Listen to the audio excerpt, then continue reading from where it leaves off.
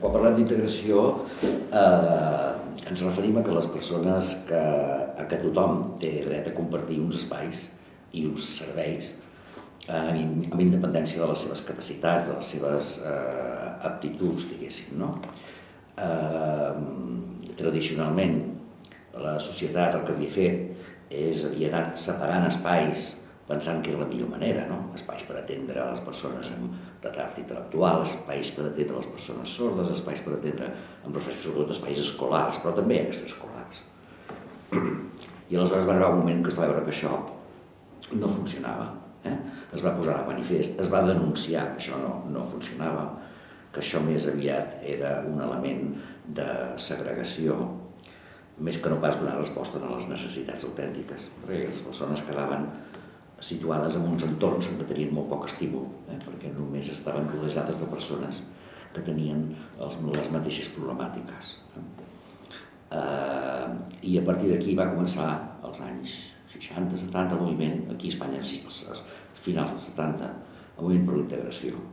Ara es parla més d'inclusió, que és una qüestió terminològica que a mi no em preocupa massa, la terminologia, però el moviment que hi ha a nivell internacional es defineix més per moviment inclusiu o per inclusió o per escola inclusiva, perquè hi ha hagut un canvi en el sentit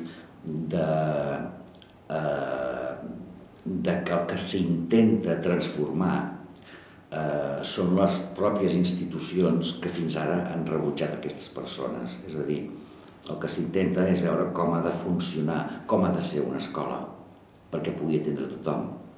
I també és veritat que quan es parla d'inclusió ja no parlem només de nens amb discapacitats o de persones amb discapacitats, sinó que quan es parla d'inclusió i el moviment internacional sobre la inclusió es parla de totes les persones i sobretot els grups socials que tenen un risc molt alt de fracàs, és a dir, de no aconseguir els objectius a l'escola.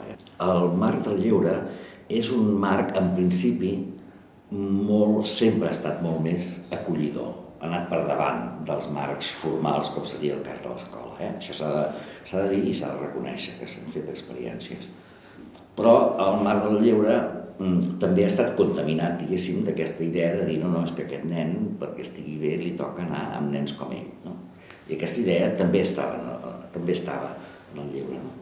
Aleshores, jo crec, i de fet penso que hi ha exemples fantàstics d'això, jo crec que l'àmbit del lleure és un àmbit educatiu per excel·lència amb l'escola i un àmbit de socialització i de formació, diguéssim, de la pròpia personalitat i de la ubicació d'un mateix dintre del grup, amb el que és molt important també anar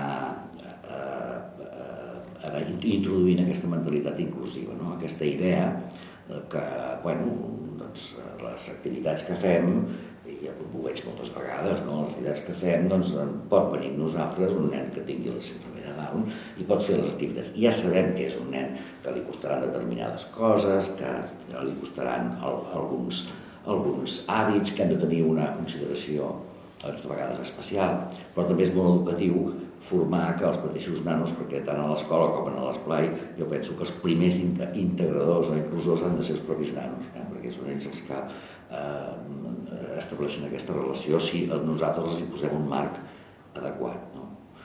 Però sí, jo penso que els espais menys formals han tingut més flexibilitat i han tingut més sensibilitat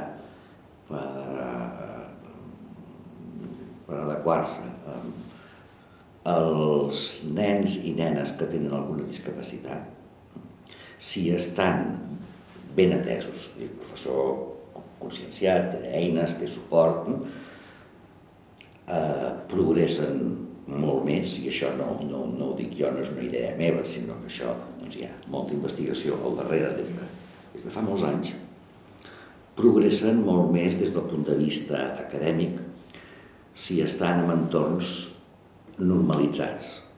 I amb això vull dir que entorns en els que hi ha la diversitat, vull dir que hi ha nens de fora, nens d'aquí, nens de... Des del punt de vista acadèmic, des del punt de vista social, també.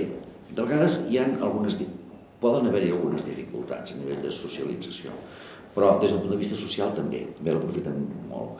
Llavors, l'aspecte delicat del que vaig a dir és que tenint clar que aquests nens necessiten una escolarització integrada, una escola inclusiva, per coherència també és lògic que en l'àmbit de l'esplai comptin amb esplais inclusius. O sigui que aquestes dues coses jo crec que són molt importants. Però en diré una tercera, que és la següent. Si tenim un context en què aquests nanos estan inclosos, és a dir, no estan rebutjats, no estan forçats a estar només amb nens com ells, no? També, de vegada, també haurem de tenir en compte que una necessitat que sobretot es té a partir de l'adolescència, que és la de trobar companys que tenen la mateixa discapacitat. Per què és important això? Home, jo em penso que qualsevol persona ho pot entendre una mica amb sentit comú, no?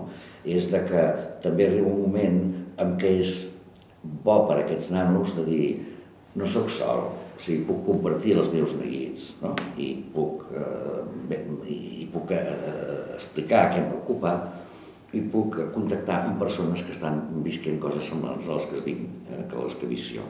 En el benentès que això no és una cosa forçada, com seria quan els obligaven a una escola especial, els obligaven a un esplai especial, els obligaven a un esport especial, etc. La sobreprotecció, en el sentit de voler-ho fer tan bé, que l'anul·les, no? O sigui, que no li dones marge de decisió. Tothom ha de tenir un marge de decisió. Per molt fumut que estigui, li hem de buscar sempre el seu marge de decisió de poder triar, encara que sigui una persona que hagi ni es pot moure, doncs que pugui dir si vol llimonada o si vol tronjada, no? Que ho pugui assenyalar. Llavors hi ha una altra cosa que és la inhibició, que això potser és una de les pitjors coses, no? Perquè sense rebutjar a la persona, però el missatge que rep és que no la tens en compte, o sigui, que ni t'hi enfrontes perquè t'inhibeixes, no? Això de vegades adopta la forma del que en diem derivació, és a dir, de dir, jo no hi entenc, però hi ha aquesta persona que és especialista que se'n cuidi ella, no? I jo penso que és molt important que els monitors de l'esplai entenguin que quan ve un suport, el nen segueix sent el seu nen, o sigui, és igual que els altres, però hi ha un suport més perquè aquest nen tindrà més necessitats, no? Aleshores, que no es poden inhibir, que s'hi han de relacionar, que l'han de responsabilitzar de les coses que ha de fer, vull dir que no ha d'estar les 24 hores amb la persona de suport. La barrera i l'estereotip hi és. La barrera i l'estereotip hi és perquè encara hi ha falta bastant de desconeixement. Però també t'haig de dir que jo crec que des del punt de vista de consciència social és del que més hem avançat. Perquè, i de vegades inclús potser ha donat lloc també que la gent, com que ja hi ha aquesta consciència, de vegades la gent no diu el que pensa perquè vol ser políticament correcte,